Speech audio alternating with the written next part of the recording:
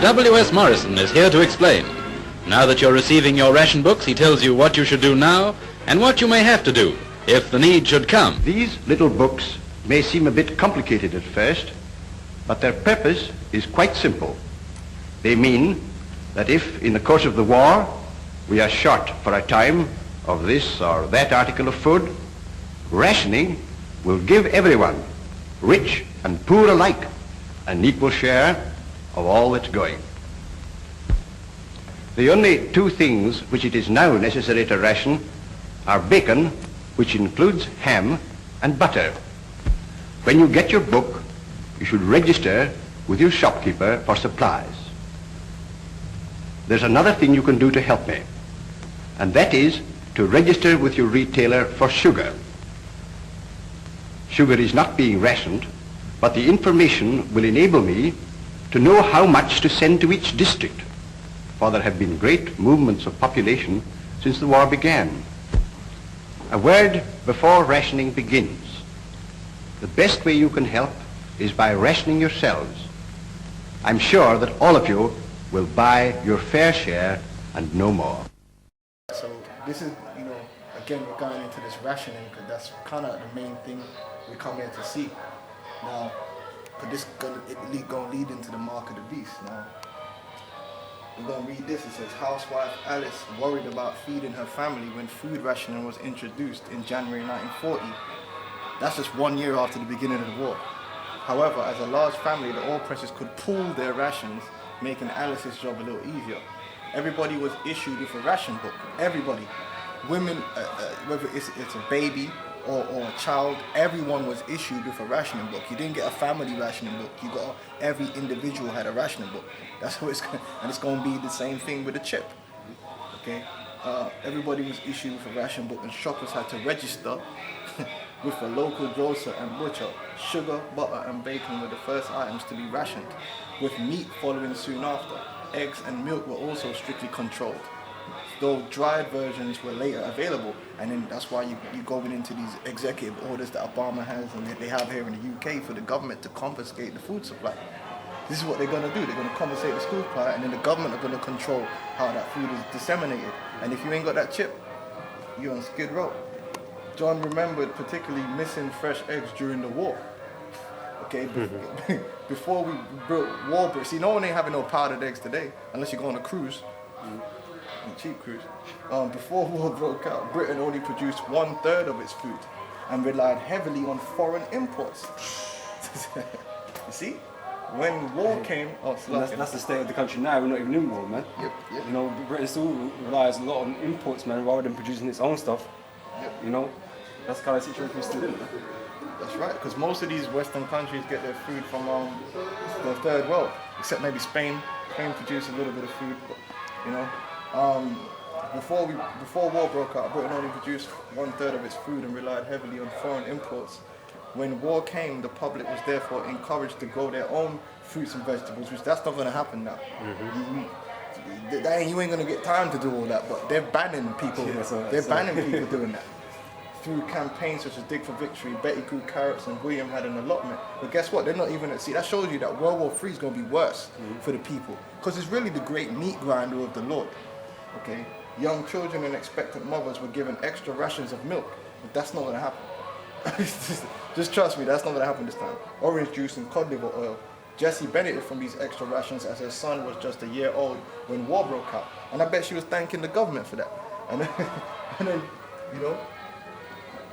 you see all the different propagandas they had on protected food, potato and carrots, because that was the main thing you can have in England growing. So they encouraged people to grow potato and carrots and stuff, man. You got your food chart here.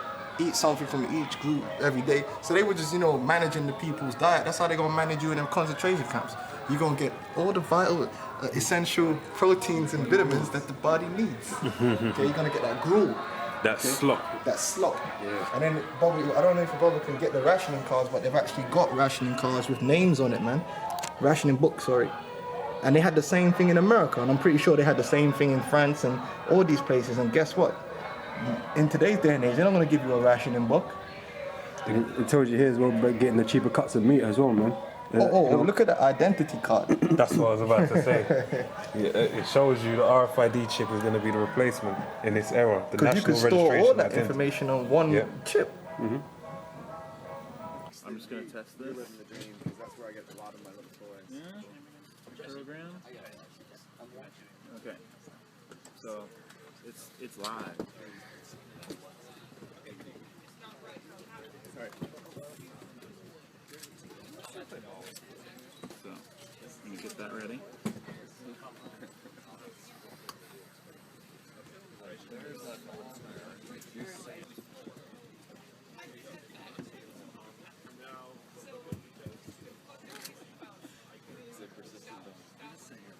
Feel free to really get in there.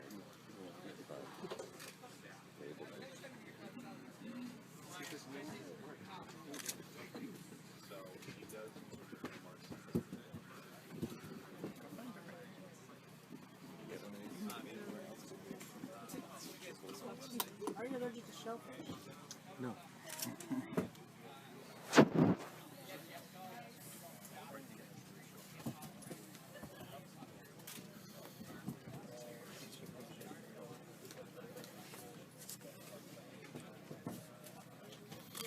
Ready?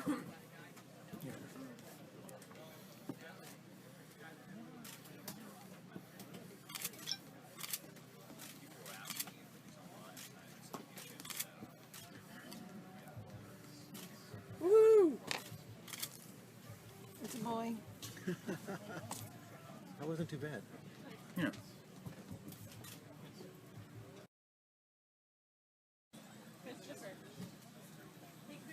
Okay. I'm gonna stick the Band-Aid on here. Thanks for letting us watch. Okay. So That was pretty exciting. a little bit of blood in there. So go ahead and just keep pressure there.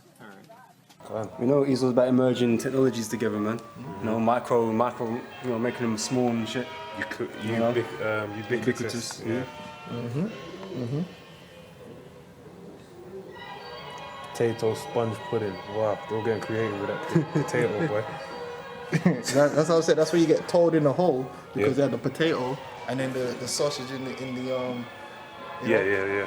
told in the hole. A lot Yeah. of those things. So again, the rationing thing is just another way of government controlling food supply, man. Esau And soul food. that's gonna come back, man. When this thing goes down, and it's gonna be in the form of a chip. That's why because the scripture says what? No man shall be able to buy or sell. These rationing books were basically used to buy and sell. Because if you didn't have this rationing book, you couldn't get it, and they would actually the ones in England had a stamp. So the person would stamp, stamp your card, and then you got it. Correct. You know? Yeah. Can't. So, hey, you couldn't buy or sell during the war without this rationing book, man. And if you got caught breaking the ration, that was your ass, man. Okay, that was an offense. So buying and selling, it ain't talking about no big business. It's talking about actual buying, trading, man. Being able to carry out a transaction, right? Even clothes were rationed, man. Everything was rationed, man, by the end of the war. You know? Because where does cotton come from? It don't come from England. Okay. You Negroes should know that. If anything. And you see here, they got all this stuff here, man. What would you have eaten bananas during the war? I don't know what you're supposed to do. So they say, next delivery after the war. Because where do bananas come from? See, this is a beautiful point. Bananas come from Jamaica, and Brazil. logistical lines of supply get cut off. Cups of tea, they did have cups of tea, but how many? They were rationing tea. Because tea comes from India. Yeah. Now they would have had a supply, but a limited supply, and it's not perishable like bananas. Any perishable good, and it's come from another part of the world, you're finished. And you know, the East Indian company would have owed all the tea, so you know they definitely would have been holding on to their supply to up the value of it during that time. Which in America, what they started doing was people were taking advantage of the scarcity of the food, so then the government came in and just made sure that all the prices were the same. Government control. Martial law. Martial law, man. Yeah, man. So they can, Ain't no birthday cakes. Eggless birthday cakes. Or powdered eggs. And then, 2 pints of milk a week. That's peak, man. You know, Jay could take a whole pint to make a cereal, some cornflakes, man. In it. No one gets in with that shit, bro. Them ice cube cereal bowls, you know. I need that. Yeah, and as you can see, it's empty because people don't want to really remember this stuff, man. You know, to them, this is distant Egyptian history, and it's never gonna happen again.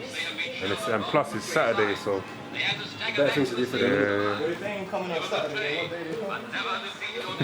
Look, check this out. 60,000 British civilians were killed by the enemy action. 2.25 million people were made homeless during the Blitz. Okay, and 46% of London's children were evacuated. So shit went down, man. Great distress. But guess what? The time that's coming is going to make that look like nothing. You could put that 2.25 million up there with how many civilians got put to death. More than that. Okay. I mean, you got the scripture talking to Israel about them not knowing the wars of Canaan, man. You know, the bloodshed that had to go on for us to attain our homeland. You know, because we wax fat and we got lazy and complacent. You know, and it's the same with these nations today, man. You know, they feel they're so mighty now, and they're roots in the earth, and they believe that they're never going to suffer again because of their great might. War happens in Iraq. It's all Arab. But the Lord's got a plan for this third world war to happen, man, and everybody's gonna get touched, man. Especially the West. Because Russia's gonna roll all over Europe. The red machine. And London is the #1 target for Moscow. Of all the cities in NATO, London is the #1 target to make an example out of. So, #1 ally to the beast. It's the strongest well. city, so you go for the strongest one first to make an example. So you already know what time it is, man. Kick that.